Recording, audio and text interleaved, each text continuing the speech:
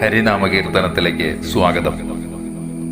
ഷഡ്വൈരികൾക്ക് വിളയാട്ടത്തിനാക്കരുത് ചിത്താംബുജം മമ, തവ ആസ്ഥാനരംഗമിത് തത്രാപി നിത്യവുമൊരിക്കാൽ ഇരുന്നരുൾക, വിശ്വൈകവന്ദ്യ ഹരിനാരായണായ നമ.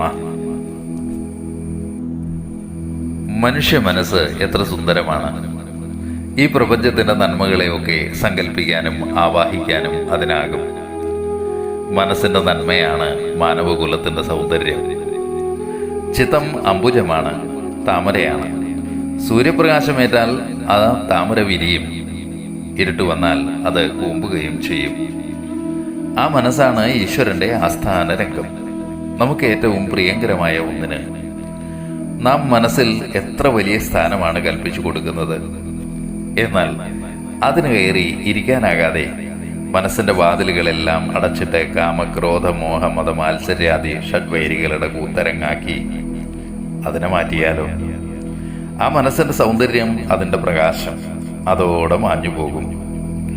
ഒരു സൂര്യപ്രകാശത്തിനും അതിനുള്ളിലേക്ക് പ്രവേശിക്കാൻ അരുതാതെയാകും.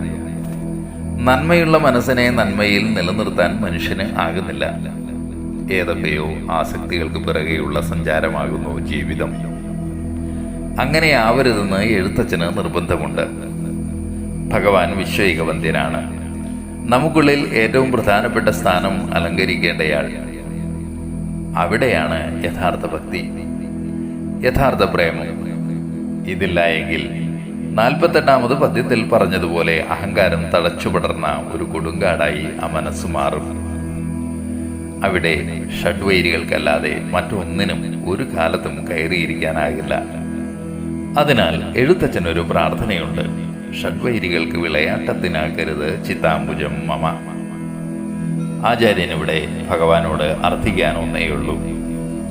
മനുഷ്യ മനസ്സ് നിസ്സഹായതയിലാണ്. അത് ഏതു മാർഗത്തിലൂടെയും ഓടി നടക്കും. അപ്പോൾ ഭഗവാനെ, ദിവസത്തിൽ ഒരിക്കലെങ്കിലും ഈ പ്രപഞ്ചം മുഴുവൻ ആരാധിക്കുന്ന അങ്ങ് എനിക്കകമേ കടന്നു വന്ന് ഒന്നിരിക്കണേ.